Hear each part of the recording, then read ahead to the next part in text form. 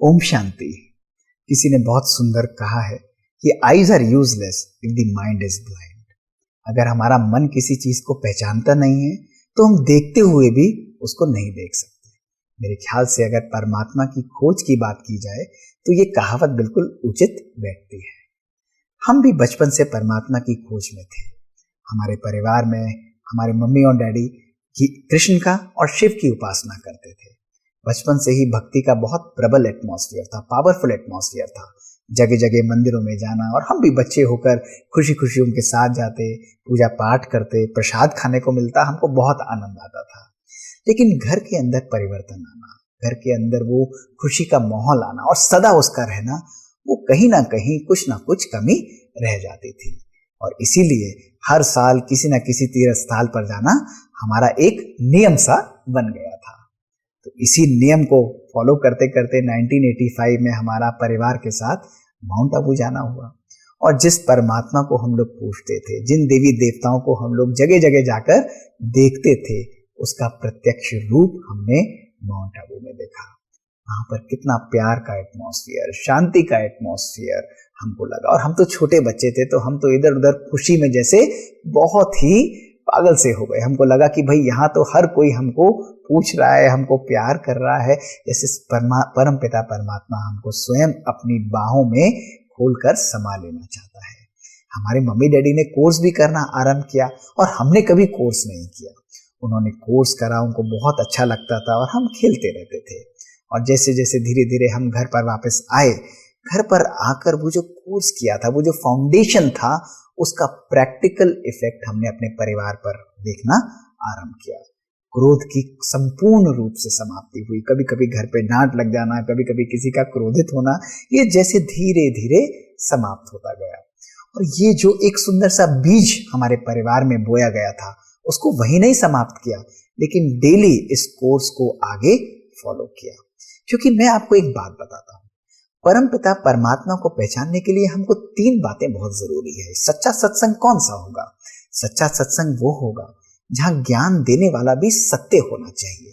अर्थात कोई देवात्मा ज्ञान नहीं दे सकता, कोई महात्मा ज्ञान नहीं दे सकता, कोई मनुष्य आत्मा भी ज्ञान नहीं दे सकता, वो परम पिता परमात्मा ही ज्ञान दे सकता है। और ये बात बहुत संपूर्ण रूप से हमको माउंट आबू जाकर स्पष्ट हुई। और दूसरी बात, सत्संग में जिसको ज्ञान दिया जा रहा हो वो भी सत्य होना चाहिए। अर्थात शरीर का ज्ञान नहीं, ये आत्मा का ज्ञान है। तो परम पिता परमात्मा द्वारा आत्मा को दिया जाने वाला ज्ञान ही सत्य ज्ञान हो सकता है। और तीसरी कसौटी, जो ज्ञान दिया जा रहा हो वो भी सत्य होना चाहिए। तो इन तीनों बातों का बहुत सुंदर मिश्रण हमने इस नॉलेज के अंदर देखा, और इसका प्रैक्टिकल इफेक्ट तो जीवन में कहीं ना कहीं आना ही था। तो इसी प्रकार हमको परम पिता परमात्मा की पहचान मिली। हमारे मम्मी डैडी ने हमको कभी भी फोर्स नहीं किया कि आप भी ज्ञान सुनो या आप भी कुछ ऐसा करो। लेकिन जब हम कोई परिवर्तन देखते हैं तो नेचुरली बच्चे उससे प्रभावित होते हैं, उस तरफ अट्रैक्ट होते हैं, उस खुशी की तरफ हम लोग खींचे चले आते हैं। तो इसी प्रकार जब भी वो मुरली पढ़ते थे, स्पिरिचुअल नॉलेज पढ़ते थे, तो हम भी उनके साथ बैठ जाते थे। और धीरे धीरे उन्होंने ये नियम बनाया कि एक भी दिन हम परमात्मा की दी हुई स्पिरिचुअल नॉलेज को मिस नहीं करें।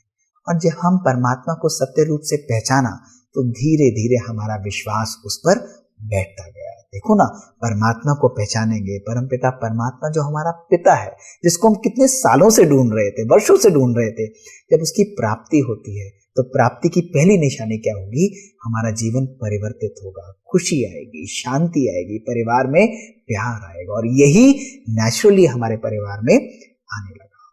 जब हमको परमात्मा पर विश्वास हुआ तो फिर हमने परमात्मिक मर्यादाओं को बहुत सहज रूप से अपने जीवन में अपनाना आरंभ किया। इसके लिए हमको कोई भी मुश्किल नहीं लगी।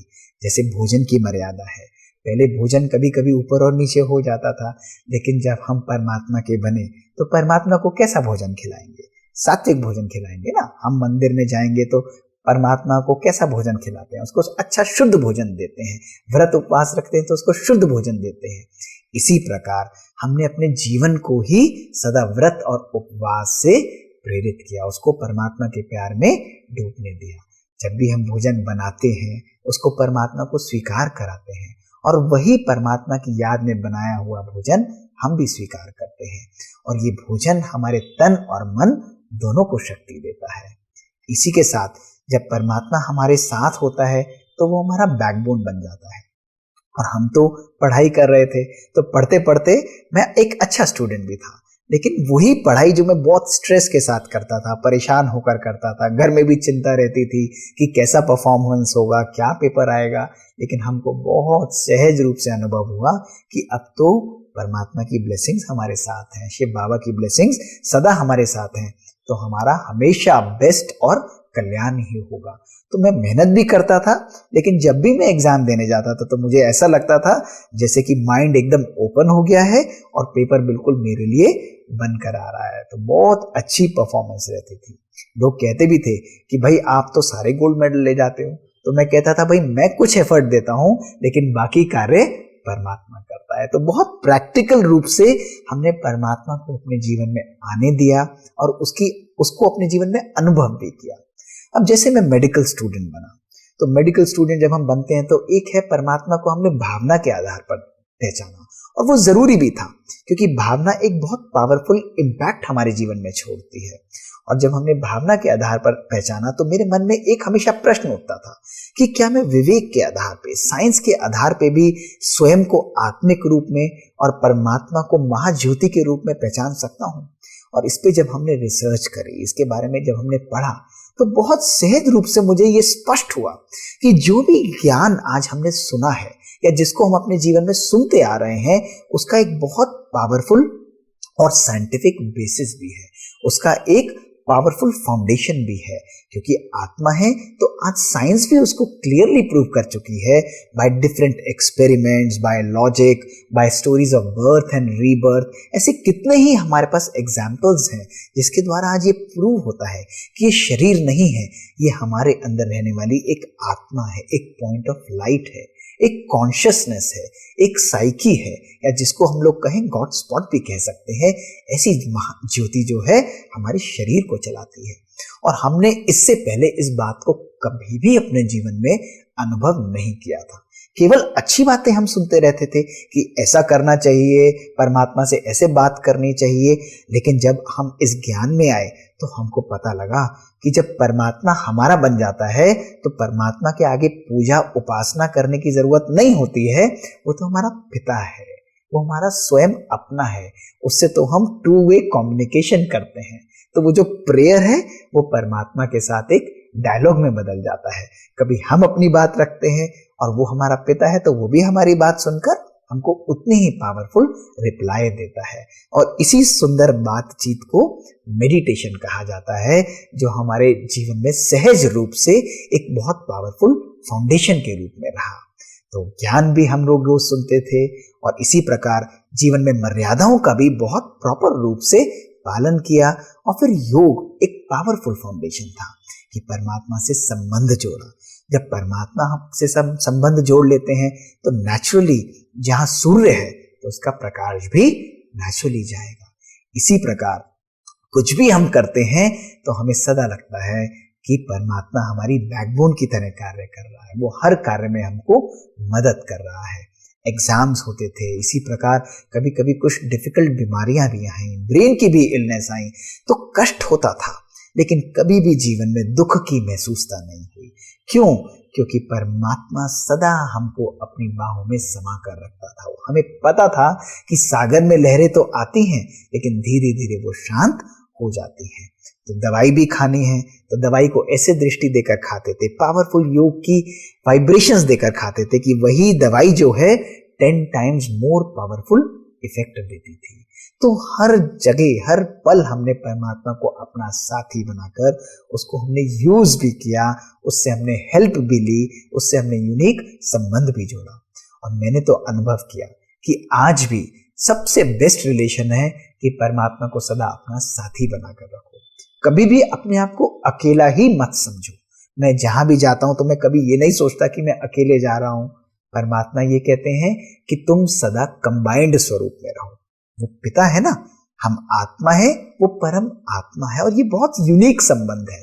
तो जब हम उस कंबाइंड स्वरूप में उसके साथ स्थित हो जाते हैं तो नेचुरली हर पल हमको उसके साथ का, उसके सानिध्य का, उसके प्यार का, उसके सपोर्ट का, उसकी करुणा का, उसकी मदद का, उसकी डायरेक्शंस का, उसकी प्रेरणाओं का हमें जीवन में अनुभव होता है। और मैं तो सदा जीवन में आपको यही कहूंगा कि यही ये पावरफुल समय है, क्योंकि हम जगह जगह परमात्मा को हमने ढूंढा, उसके आगे हाथ फैलाए, उसके आगे भीख मांगी, हमने कहा कि प्लीज आओ हमारे जीवन का उद्धार करो। लेकिन आज जिस कलयुग को हम देख रहे हैं ये अधोगति में जा चुका है। घर घर के अंदर महाभारत चल रही है। मानव का मन जो है वो 5 विकारों से ग्रसित हो चुका है। और जब ऐसी ग्लानि हो जाती है, इससे ज्यादा ग्लानि हम किसकी उम्मीद रखेंगे? जब ऐसी अधोगति हो जाती है, ऐसी ग्लानि हो जाती है संसार की, तभी परमपिता परमात्मा को स्वयं अवतरित होना होता है, जिसको कहा गया है कि यदा यदा ही धर्मस्य ग्लानिर्भवति भारत अभ्युत्थानम धर्मस्य तदात्मानं सृजाम्यहम्। तो ये वही महाभारत का समय है जहां हमें अपने मन का परिवर्तन करना है। और ये परिवर्तन कोई महात्मा या देवात्माएं हमको कभी भी नहीं दे सकती। ये हमको स्वयं परमपिता शिव परमात्मा ही दे सकते हैं।